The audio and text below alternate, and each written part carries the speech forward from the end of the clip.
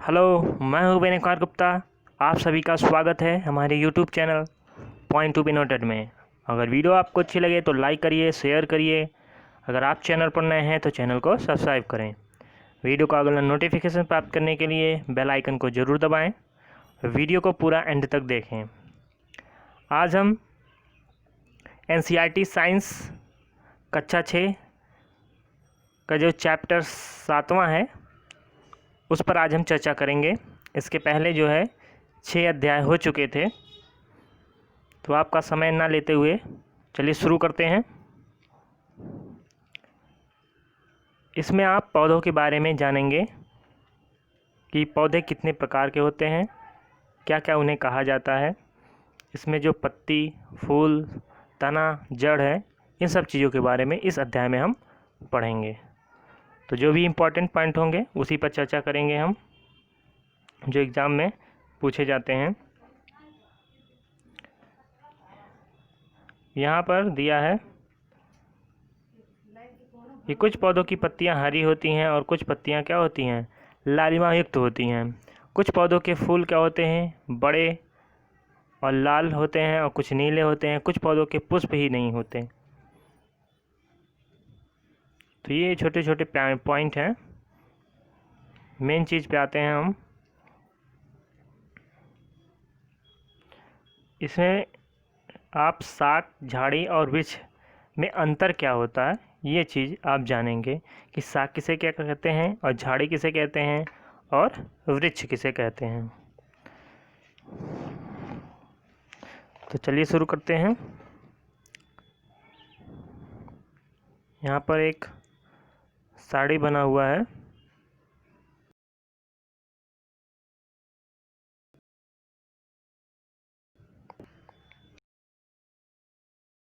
पौधा है।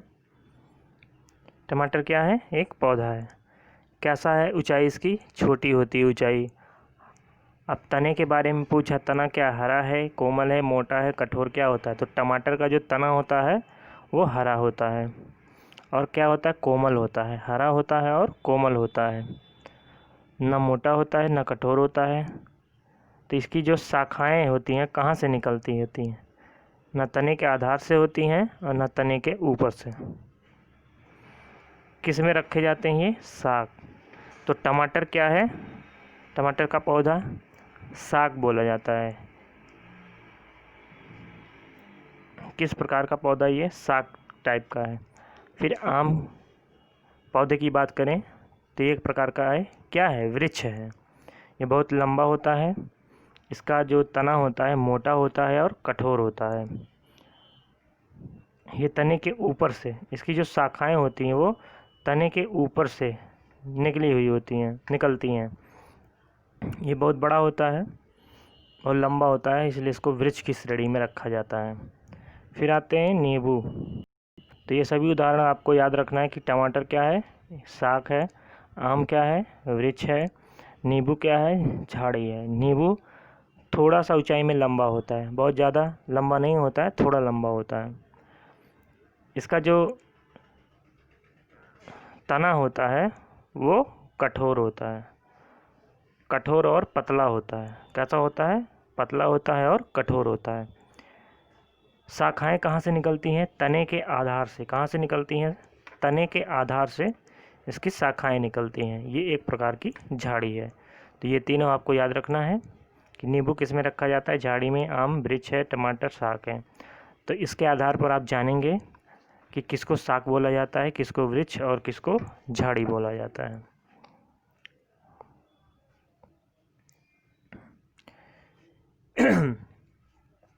यहाँ पर एक पॉइंट है जो एग्ज़ाम में पूछा जाता है कि कोमल तने वाले पौधों के अध्ययन के लिए खरपतवार का प्रयोग करें। क्या आप जानते हैं खरपतवार क्या है? तो खरपतवार क्या होता है, ध्यान दीजिए। खेतों में, बगीचों या गमलों में कुछ अनचाहे पौधे स्वतः ही उग आते हैं, इन्हें ही क्या बोला जाता है, खरपतवार। तो खरपतवार क्या होते हैं, खेतों में, बगीचों में, गमलों में कुछ अनचाहे पौधे स्वतः ही उगाते हैं, उन्हीं को बोला जाता है खरपतवार। उन्हें ना तो बोया जाता है, कहने का मतलब कि उन्हें ना कोई बोता है, ना कोई किसान उसके लिए उगाता है उसे खेतों में। तो खेतों में, गमलों में या बगीचों में ऐसे पौधे जो स्वतः ही उगाते हैं उन्हीं को बोला जाता है खरपतवार। तो ये पॉइंट था, आप इसको नोट कर सकते हैं, लिख सकते हैं।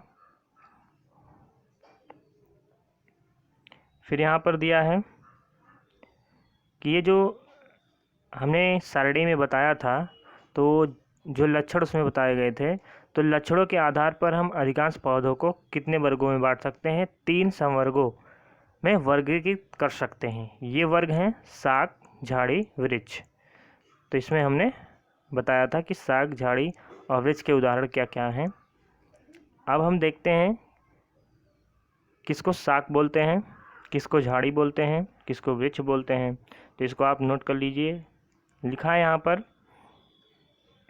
हरे एवं कोमल तने वाले पौधे क्या कहलाते हैं? शाक कहलाते हैं।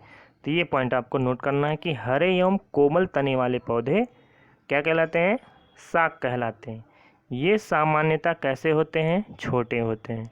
ये सामान्यतः छोटे होते हैं और अक्सर इनमें कई शाखाएं नहीं होती हैं। थोड़ी बहुत शाखाएं निकलती हैं, बहुत सारी शाखाएं इसमें शाक में नहीं होती हैं। तो ये 3 इनकी विशेषताएं होती हैं कि हरे और कोमल तने वाले होते हैं, सामान्यतः छोटे होते हैं, इनमें शाखाएं नहीं होती ज़्यादा। तो इन्हें शाक के अंतर्गत इन्हें रखा जाता है। तो ये पॉइंट है, आपको याद रखना है कि शाक किसे कहते हैं। अब चलते हैं आगे।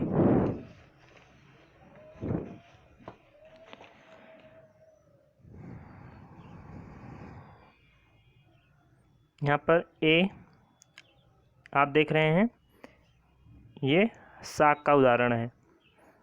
इस प्रकार के शाक दिखाई देते हैं। ये इसके जो तने हैं कोमल हैं, हरे हैं और बहुत ज़्यादा ये ऊंचे नहीं हैं, बहुत छोटे होते हैं। तो ये शाक की श्रेणी में आते हैं। इनमें बहुत सारी शाखाएं भी नहीं निकली हैं, इसलिए इन्हें शाक की श्रेणी में रखा गया है।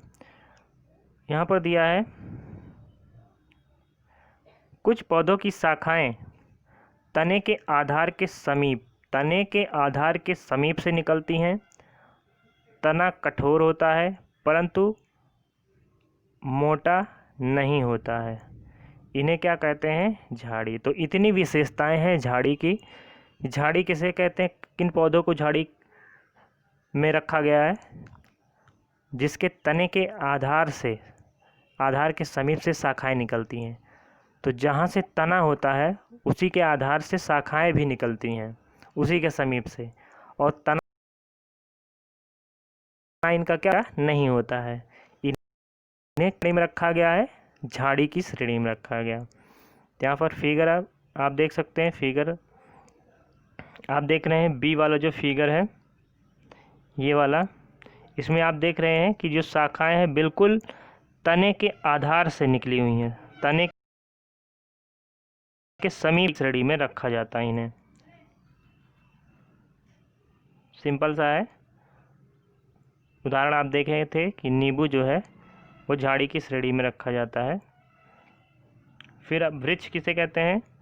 कुछ पौधे बहुत ऊंचे, इसके तने सुदृढ़ और गहरे होते हैं। गहरे का मतलब कि अगर भूरा हम बोल दें तो गहरे भूरे रंग के होते हैं।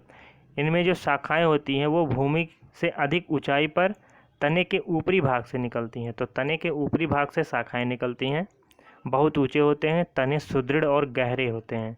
तो उन्हें क्या कहा जाता है? वृक्ष। क्या कहा जाता है? वृक्ष कहा जाता है। तो आप फिगर वृक्ष क्या है? ये जो सी वाला फिगर आप देख रहे हैं ये वृक्ष है। यहाँ पर जो शाखाएं निकली हैं बिल्कुल तने के आधार से निकली हैं, तने के ऊपरी भाग से निकली हुई हैं, इसीलिए वृक्ष की श्रेणी में रखा गया है इन्हें। और जो तने के बिल्कुल आधार के समीप से निकलती हैं वो झाड़ी बोले जाते हैं। आप बी फिगर में देख रहे हैं, यहाँ पर शाखाएं जो है बिल्कुल तने के आधार से निकल रही है, तो ये झाड़ी हो गया। तो ये है तीनों में अंतर। आप तीनों में अंतर समझ गए होंगे। तो एक जगह आप उसको नोट कर सकते हैं।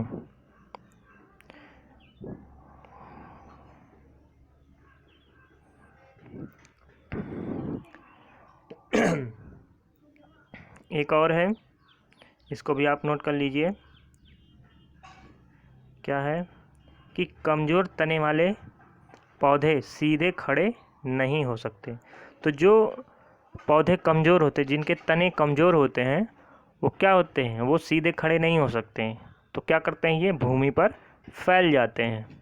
तने कमज़ोर होने की वजह से ये जो है ज़मीन पर फैल जाते हैं। इसी वजह से इन्हें क्या बोला जाता है, विसर्पी लता। क्या बोलते हैं, विसर्पी लता। तो इसको भी आप नोट कर लीजिए कि कमज़ोर तने वाले पौधे सीधे खड़े नहीं हो सकते, इसीलिए ये भूमि पर फैल जाते हैं। इन्हें क्या कहा जाता है, विसर्पी लता। जबकि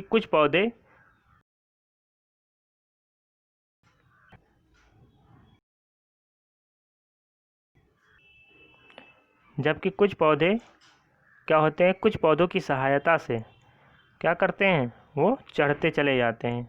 कुछ पौधों की सहायता से ऊपर चढ़ जाते हैं। तो बहुत सारे ऐसे पौधे होते हैं कि दूसरे पौधों की सहायता से ऊपर चढ़ते चले जाते हैं। तो ऐसे पौधों को क्या बोलते हैं, आरोही लता। विसर्पी लता, जिसके पौधे जो है ज़मीन पर फैल जाते हैं तने कमज़ोर होने की वजह से, तो उन्हें विसर्पी लता बोलते हैं। लेकिन जो पौधे दूसरे पौधों की सहायता से धीरे धीरे ऊपर चढ़ जाते हैं, उन्हें आरोही लता कहते हैं। क्या कहते हैं, आरोही लता। ये शाक, झाड़ी और पेड़ों से भिन्न होते हैं। तो जो विसर्पी लता होते हैं, आरोही लता होते हैं, वो शाक, झाड़ी और पेड़ों से क्या होते हैं, भिन्न होते हैं। तो ये इतने इम्पॉर्टेंट पॉइंट थे, इसको आपको नोट करना है। अब यहाँ पर है तना। तना किसको कहते हैं, सभी को पता है। हमने शाक, झाड़ी और वृक्ष बताया है। उसमें से जो शाक होते हैं उनके तने क्या होते हैं, हरे और कोमल होते हैं। और झाड़ी के तने कठोर होते हैं और पतले होते हैं। लेकिन वृक्ष के तने सुदृढ़ और गहरे भूरे रंग के कठोर होते हैं। यहाँ पर एक ही पॉइंट इम्पॉर्टेंट है कि पत्तियाँ, शाखाएं, कली, फल व फूल होते हैं। कहाँ पर, तने में। तने में पत्तियाँ, शाखाएं, कली, फल व फूल होते हैं। तो तने पर ही पत्तियाँ होती हैं, शाखाएं होती हैं, कली होते हैं, फल, फूल। तो ये आपको याद रखना है।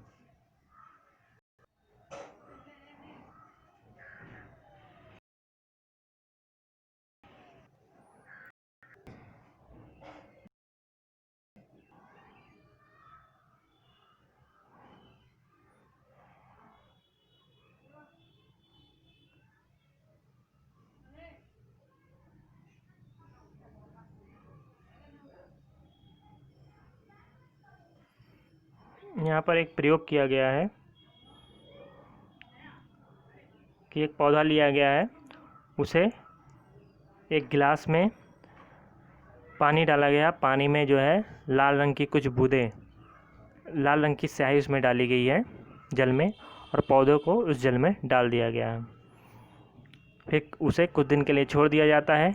अगले दिन देखा क्या जाता है कि इसके तने से होकर जल जो है प्रवाहित होता है, ऊपर चढ़ता हुआ जाता है, और उसके रंग में भी कुछ परिवर्तन दिखाई देते हैं।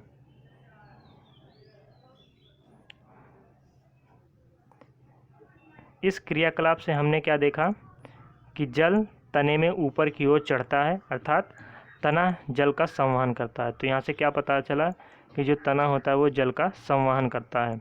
लाल स्याही की भांति जल में विलीन खनिज जल के साथ तने में ऊपर पहुँच जाते हैं। तो इस क्रियाकलाप से क्या पता चलता है कि जो तना होता है वो जल का संवहन करता है, और जल के साथ साथ उसमें जो खनिज लवण मिले हुए हैं उसका भी वो संवहन करता है।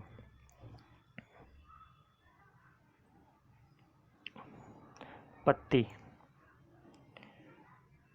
पत्ती क्या होता है,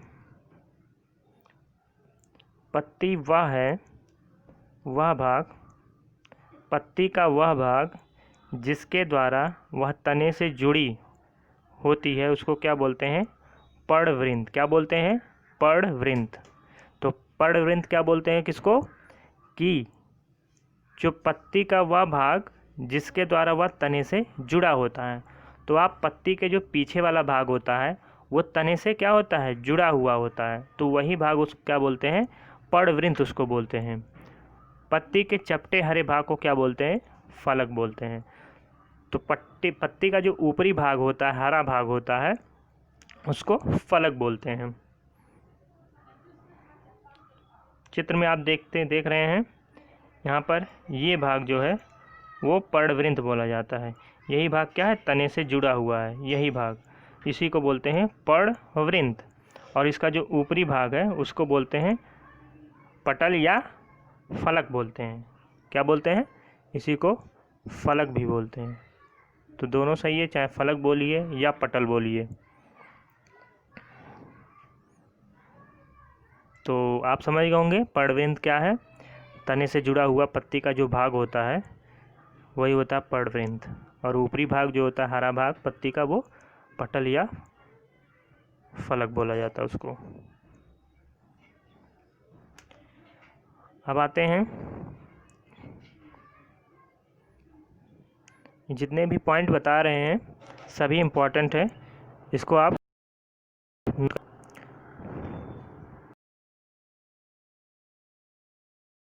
पत्ती की इन रेखित संरचनाओं को सिरा कहते हैं। तो पत्तियों में आपने ऊपरी भाग फलक पर कुछ संरचनाएं देखी होंगी। मान लीजिए ये पत्ती है, तो आप ऐसे कुछ संरचनाएं देखी होंगी।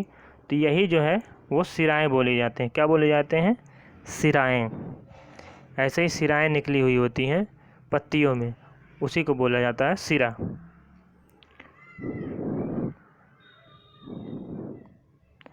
क्या आपको पत्ती के मध्य में एक मोटी सिरा दिखाई देती है?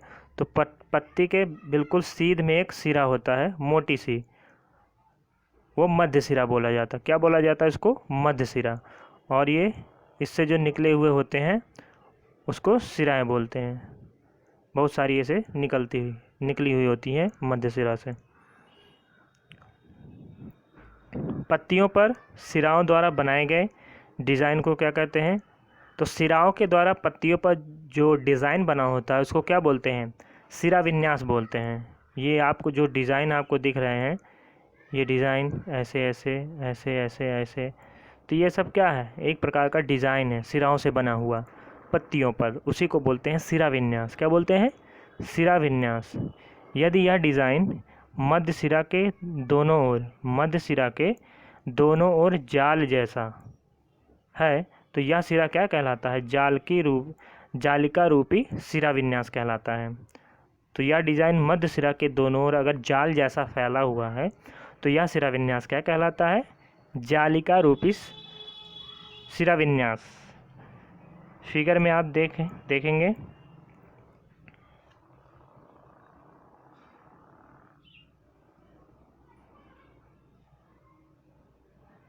यहाँ पर देख रहे होंगे, ये जो आपको सिरा विन्यास दिख रहा है पत्ती में, कैसा है ये?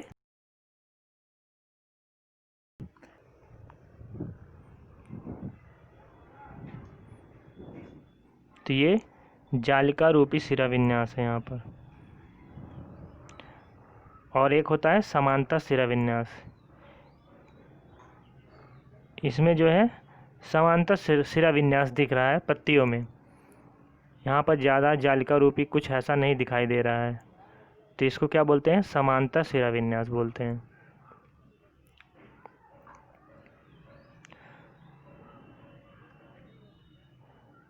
आपने देखा होगा कि घास की पत्तियों में एक सिराएं एक दूसरे के समांतर हैं।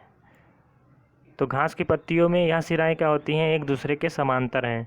ऐसे सिरा विन्यास को क्या बोलते हैं? समांतर सिरा विन्यास। विभिन्न पौधों की पत्तियों को बिना तोड़े उसके सिरा विन्यास का अध्ययन कीजिए। तो आप अध्ययन कर लीजिएगा। चौथे क्रियाकलाप में देखते हैं इसमें क्या दिया गया है।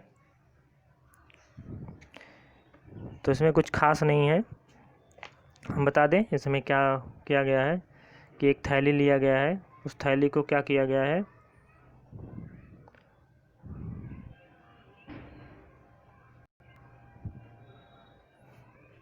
ये है हमारा फिगर।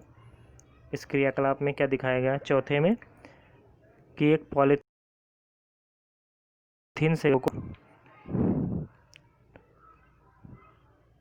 पॉलीथीन से पत्ती के भागों को क्या किया गया है, बंद कर दिया गया उस थैली में। उस पॉलीथीन में उन पत्तियों को बंद करके नीचे से जो है बांधा गया है धागे से। तो इससे क्या होगा, आप जब दूसरे दिन इसमें देखेंगे तो पानी की कुछ बूंदें जो है इस थैले के अंदर जो है बूंद बूंद के रूप में इकट्ठा हुई हैं।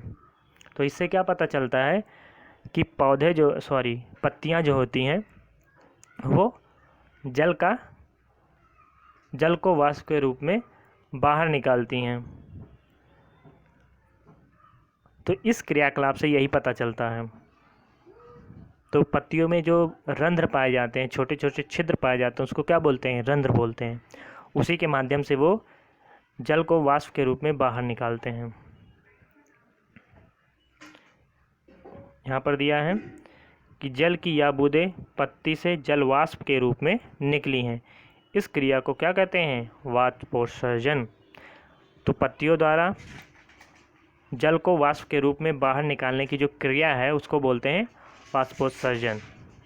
इस प्रक्रम के द्वारा पौधे क्या करते हैं, बड़ी मात्रा में जल को वायुमंडल में छोड़ते हैं। क्योंकि एक पेड़ पर हजारों पत्तियां होती हैं और सभी पत्तियां क्या करती हैं, वाष्पोत्सर्जन करती हैं। इसी वजह से जो है पौधे बड़ी मात्रा में जल को वायुमंडल में छोड़ते हैं वाष्प के रूप में। तो वाष्पोत्सर्जन कहाँ होता है, पत्तियों में होता है। किसके द्वारा होता है, पत्तियों में जो पाए जाने वाले रंध्र होते हैं उसी के माध्यम से होता है।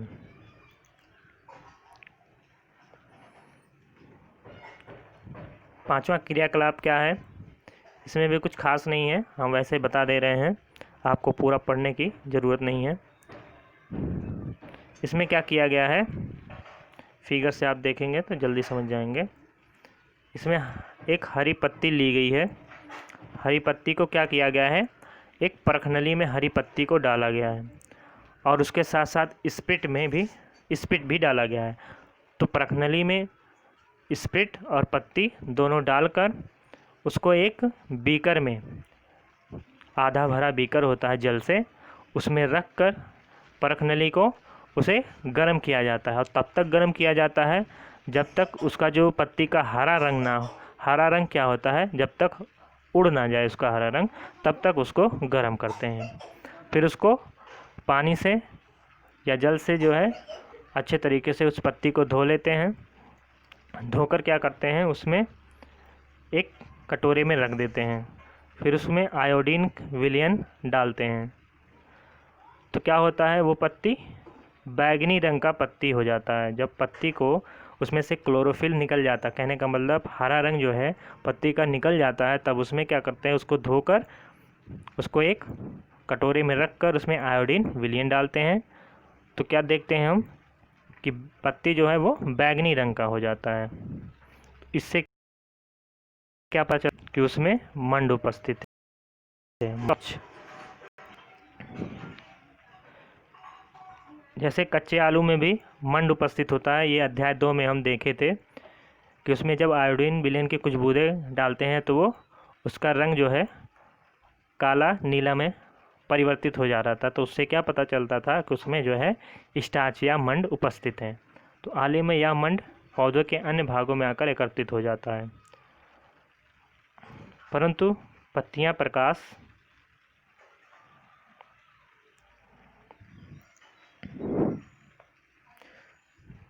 पत्तियां जो है प्रकाश और हरे रंग के एक पदार्थ की उपस्थिति में अपना भोजन बनाती हैं। इस प्रक्रिया में जल एवं कार्बन डाइऑक्साइड का उपयोग करती हैं। इस प्रक्रम को क्या बोलते हैं, प्रकाश संश्लेषण। तो पत्तियां क्या करती हैं, प्रकाश संश्लेषण के द्वारा अपना भोजन बनाती हैं। तो उसमें किस किस चीज़ का वो उपयोग करती हैं, एक होता है क्लोरोफिल, सूर्य का प्रकाश होता है, जल होता है और कार्बन डाइऑक्साइड होता है। इन चारों के उपयोग से वो जो है प्रकाश संश्लेषण की क्रिया को पूरा करती हैं और ग्लूकोज का निर्माण करती हैं और ऑक्सीजन निर्मुक्त करती हैं और कुछ मात्रा में ऊर्जा भी निर्मुक्त होती है। तो ये प्रकाश संश्लेषण की क्रिया हुई। इस प्रक्रम में ऑक्सीजन निष्कासित होता है। तो प्रकाश संश्लेषण की क्रिया में कौन सी गैस निष्कासित होती है? ऑक्सीजन, जो हम सांस लेने में उपयोग करते हैं। पत्तियों द्वारा संश्लेषित भोजन अंततः पौधों के विभिन्न भागों में मंडल मतलब स्टार्च के रूप में संग्रहित हो जाता है। तो प्रकाश संश्लेषण द्वारा जो भोजन बनता है वो पत्तियों में बनता है। तो हमने प्रयोग करके क्या देखा कि पत्तियों में क्या है? स्टार्च है, क्योंकि जब आयोडीन का विलयन उस पत्ती पर डालते हैं तो वो क्या हो जा रहा है? बैंगनी रंग में बदल जा रही है। तो इससे क्या पता चलता है कि पत्तियों में मांड उपस्थित है।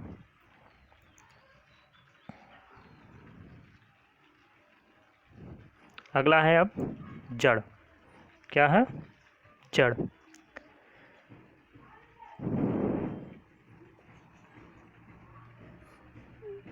जड़ सभी को पता है कि ये ज़मीन के अंदर पौधे का जो वह भाग जो ज़मीन के अंदर होता है उसको मूलरूप भी बोलते हैं, उसी को हम जड़ बोलते हैं।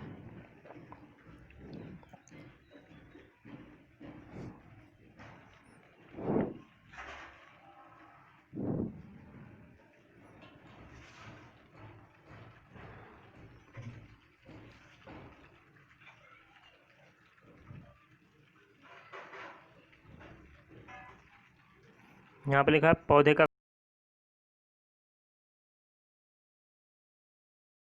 कौन सा शब्द है? तो जड़ समझाने की ज़रूरत नहीं है आपको। यहाँ पर एक दिखाया गया है कि एक पौधा लिया गया है जिसमें जड़ उपस्थित है, एक पौधा लिया गया है जिसमें बिना जड़ का है। दोनों को जो है पानी में डाल दिया जाता है। तब क्या हम देखते हैं कि ये पौधा जो है जड़ होने की वजह से इसमें जल और खनिज लवण का संवहन सही तरीके से हो रहा है। इस वजह से ये पौधा जो है वो मुरझा नहीं रहा है। लेकिन ये पौधा अगले दिन देखने पर वो मुरझा गया, क्योंकि इसमें जल का संवहन नहीं हो पा रहा है, क्योंकि जड़ इसमें उपस्थित नहीं है। तो यही समझाने की कोशिश की गई यहाँ पर कि जड़ का क्या काम होता है।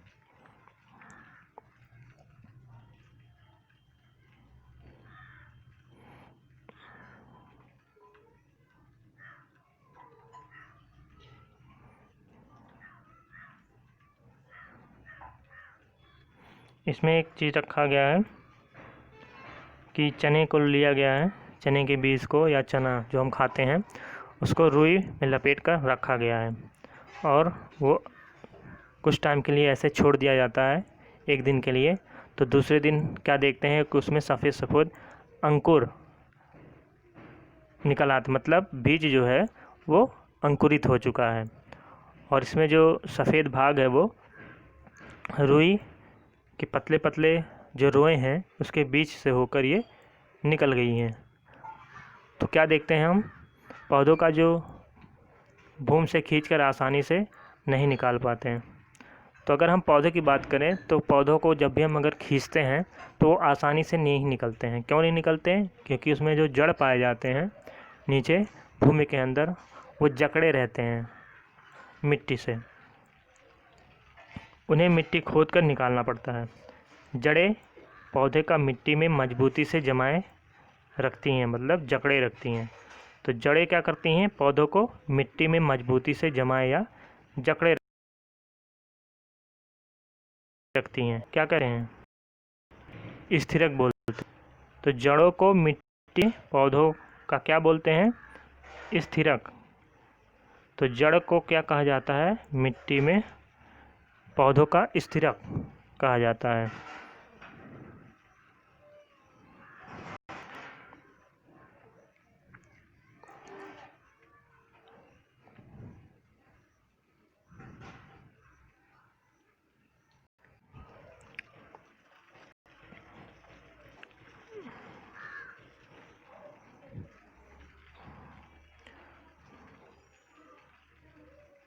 यहाँ पर दो बीज लिया गया है, एक मक्के का बीज है, एक चने का बीज है। तो मक्के का बीज जो है जब अंकुरित होता है तो इस प्रकार जो है निकलता है और चने का इस प्रकार। तो इन दोनों को देखने के बाद जो है ये पता चलता है कि जड़ भी अलग अलग प्रकार के होते हैं। तो उसको जानने के लिए हम देखते हैं यहाँ पर जो इम्पोर्टेंट होगा यहाँ पर।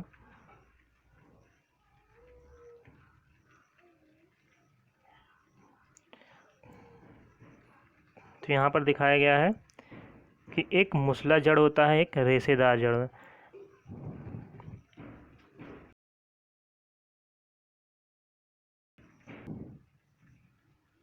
तो यहाँ पर आप क्या देख रहे हैं कि दो पौधे हैं, दो अलग अलग प्रकार के इसमें जड़ हैं। तो इसको जो है मुसला जड़ बोला जाता है, इसको झकड़ा जड़ या रेशेदार जड़। यहाँ आप मुसला जड़ में देख रहे होंगे एक इसमें मूल जड़ है जिससे होकर जड़ें क्या है निकली हुई हैं, लेकिन इसमें इस प्रकार का दूसरे वाले में ऐसा कुछ नहीं है, वो ऐसे ही निकले गए हैं। इसका मूल का कोई पता नहीं है कि मूल जड़ कौन सा है इसमें। तो यही अंतर है मुसला जड़ और झगड़ा जड़, जिसको रेशेदार जड़ भी कहते हैं। अब यहाँ पढ़ते हैं कि मुसला जड़ क्या है। हमने चित्र में जो देखा था पहला, वो मुसला जड़ कहते हैं। इनकी छोटी जड़ों को क्या कहते हैं पार्श्व जड़ें।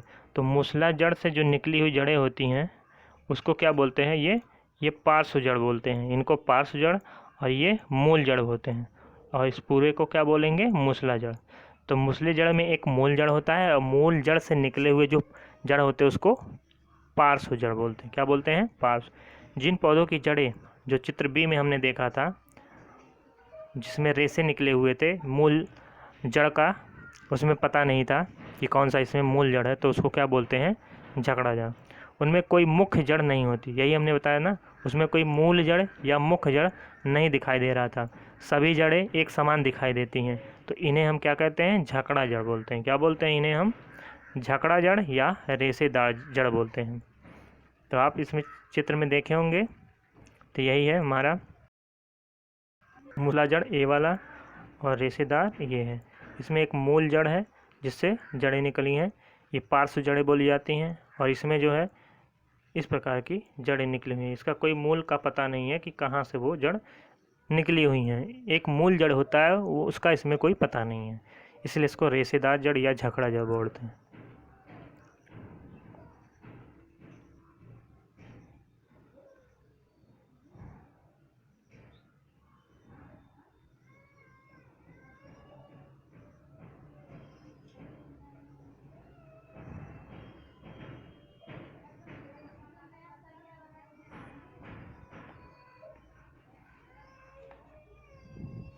हमने देखा कि जड़ें मिट्टी से जल का अवशोषण करती हैं तथा तना जल एवं खनिज को पत्ती एवं पौधों के अन्य भागों तक पहुंचाते हैं। तो हमने क्या देखा कि जड़ें क्या होती हैं, वो मिट्टी से जल का अवशोषण करती हैं, और तना क्या करता है उन जल के माध्यम से जो खनिज लवण आते हैं उनको पत्तियों तथा पौधे के अन्य भागों तक पहुंचाता है।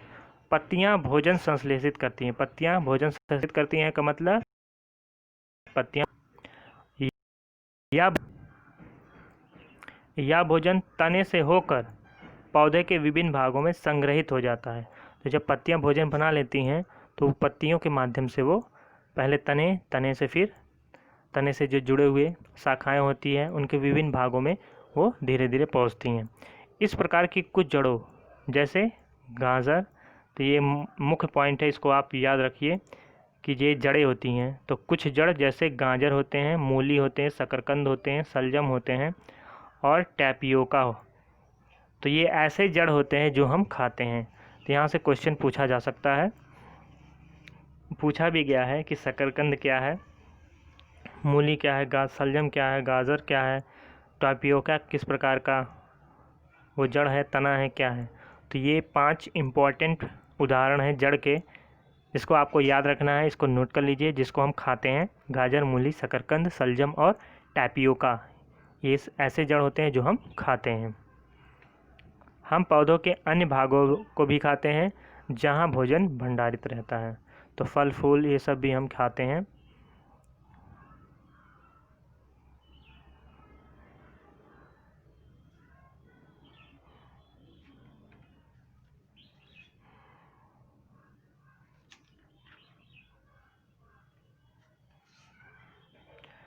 अगला हमारा पॉइंट है, अगला हेडिंग है पुष्प। अब फूल या पुष्प को आप जानती हैं।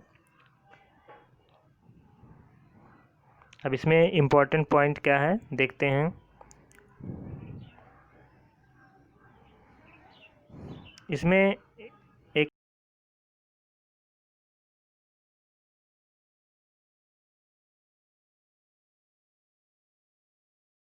इम्पोर्टेंट, यहाँ पर गेंदा, सूरजमुखी, गुलदाउदी, नाले, क्योंकि ये पुष्प नहीं है, ये पुष्प के गुच्छे होते हैं। तो ये आपको याद रखना कि गेंदा, सूरजमुखी और गुलदाउदी ये पुष्प नहीं है, पुष्पों का गुच्छ है, गुच्छा होता है, या गुच्छ यहाँ पर लिखा हुआ है। तो पुष्पों का गुच्छ होता है गेंदा, सूरजमुखी और गुलदाउदी। तो ये तीनों आपको याद रखना है कि ये तीनों पुष्प नहीं होते हैं, पुष्प के गुच्छे होते हैं। यहाँ पर केवल यही इम्पोर्टेंट पॉइंट था। अब हम पुष्प के बारे में देखते हैं कि क्या दिया गया है यहाँ पर।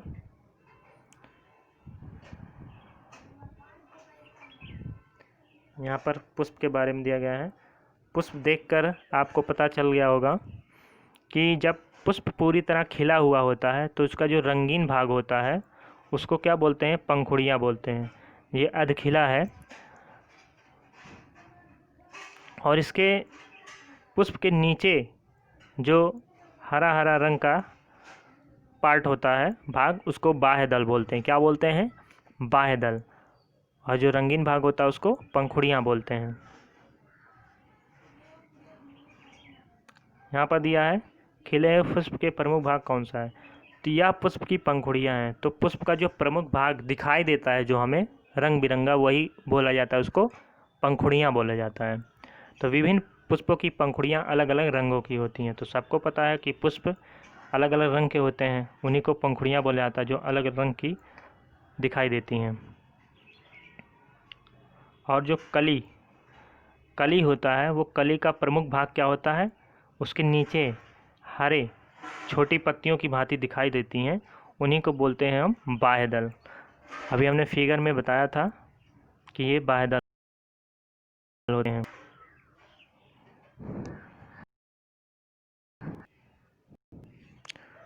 तो हमने बताया ये भाग होता है हरा भाग, उसी को बाह्य दल बोलते हैं, जो उन्हें सुरक्षा प्रदान करते हैं। कलियों के लिए क्या करती हैं, वो बाह्य दल सुरक्षा प्रदान करती हैं।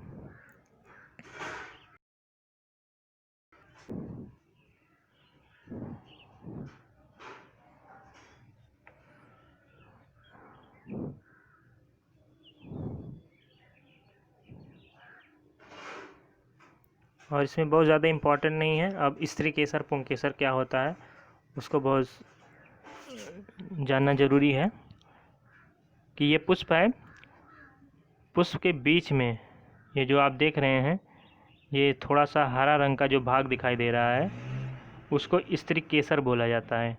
और ये जो पीला पीला भाग होता है उसके चारों तरफ निकले हुए होते हैं, उसको बोलते हैं पुंकेसर। क्या बोलते हैं, पुंकेसर। और पुंकेसर के ऊपर एक दाने जैसे गेहूं का दाना होता है वैसे संरचना दिखाई देती है पुंकेसर के ऊपर, जहाँ पर परागकण आकर गिरते हैं, तो उसको परागकोश बोलते हैं। क्या बोलते हैं, परागकोश। और इसके बाद हमने ये बताया था जो नीचे वाला भाग होता है वो क्या होता है, बाह्य दल होता है। क्या होता है, बाह्य दल होता है।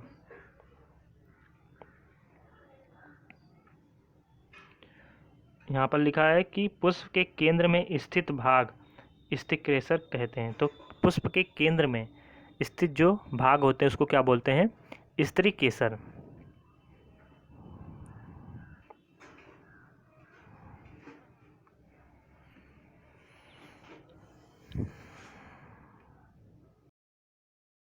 पर पुंकेसर में पीले पीले भाग पीले रंग का दिखाई देता है। आप देख रहे होंगे ये ऊपर पुंकेसर के ऊपर ये ऐसी जो संरचना दिखाई देती है उसको बोलते हैं परागकोश। यहीं पर परागकण आकर गिरते हैं और इसके जो लंबी भाग होती है डंडीनुमा, उसको क्या बोलते हैं? तंतु बोलते हैं। क्या बोलते हैं? तंतु। और इन्हीं पुंकेसरों के बीच में मध्य भाग में पुष्प के स्त्री केसर होता है। क्या होता है? स्त्री केसर।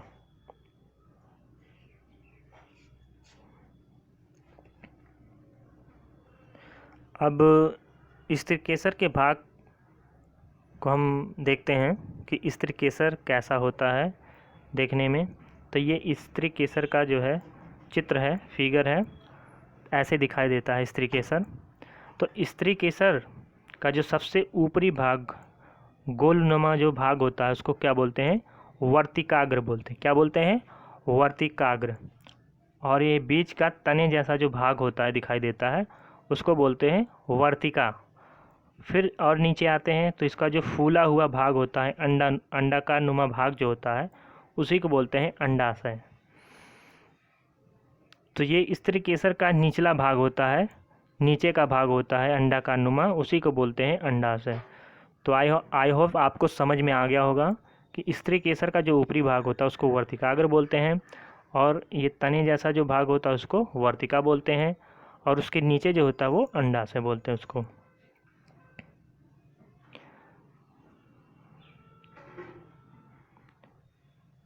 अंडाशय क्या होता है? या स्त्री केसर का सबसे निचला और फूला हुआ भाग होता है। तो हमने क्या बताया कि स्त्री केसर का जो निचला भाग होता है और फूला हुआ भाग होता है उसको क्या बोलते हैं? अंडाशय।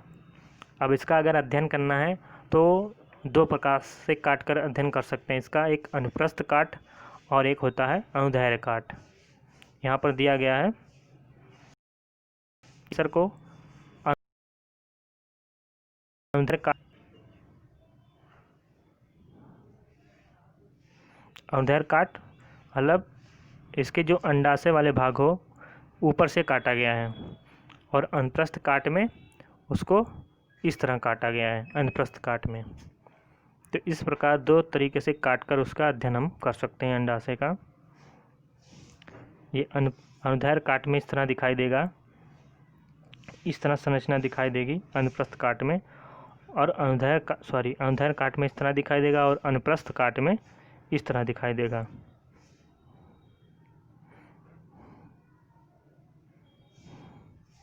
अंडाशय की काट को सूखने से बचाने के लिए प्रत्येक काट पर जल की बूंदें रखिए। तो अंडाशय की काट जो होती है वो सूखने ना पाए उसके लिए हम जल के छींटे मारते रहेंगे। आवर्धक लेंस की सहायता से अंडाशय की आंतरिक संरचना के अध्ययन कीजिए। कि आपको अंडाशय में छोटी छोटी गोल संरचनाएं दिखाई देती हैं, तो अंडाशय में जो छोटी छोटी गोल संरचनाएं दिखाई दे रही हैं उसे ही हम क्या कहते हैं? बीजांड। क्या कहते हैं? बीजांड। तो आप ये देख रहे होंगे जो छोटी छोटी गोल संरचनाएं आपको दिख रही हैं, ये छोटी छोटी गोल गोल संरचनाएं जो दिख रही हैं आपको, उसी को क्या बोलते हैं? बीजांड बोलते हैं। क्या बोलते हैं? बीजांड।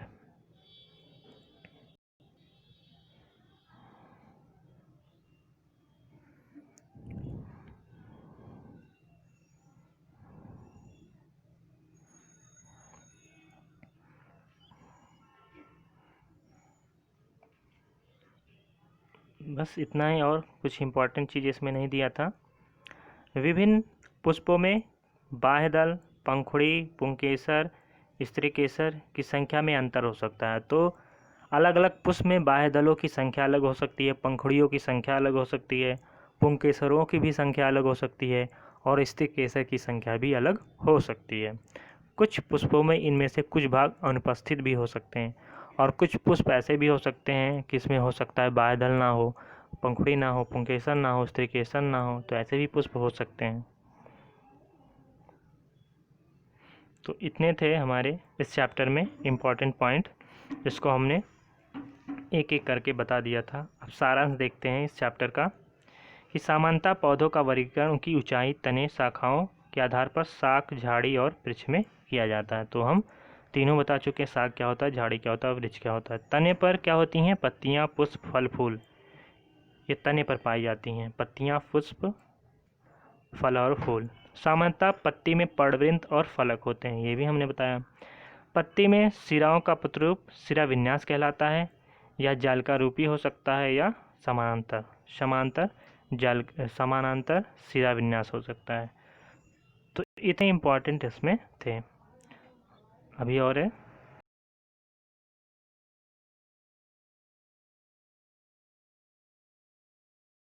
सारांश देख।